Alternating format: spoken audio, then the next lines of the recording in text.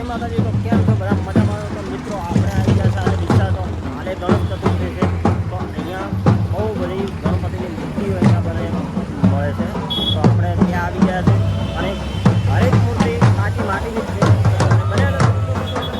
તો તમે જોઈ શકો છો કે આ બધી જો અત્યારે લેવા પણ આવેલા છે મૂર્તિ, તમે જોઈ શકો છો.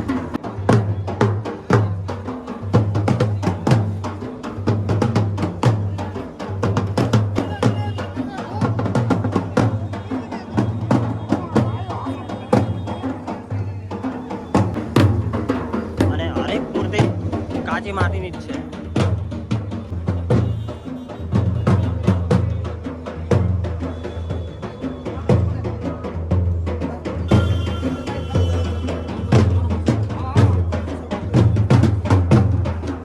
તમે જોઈ શકો અને બહુ બધી દુકાનો છે.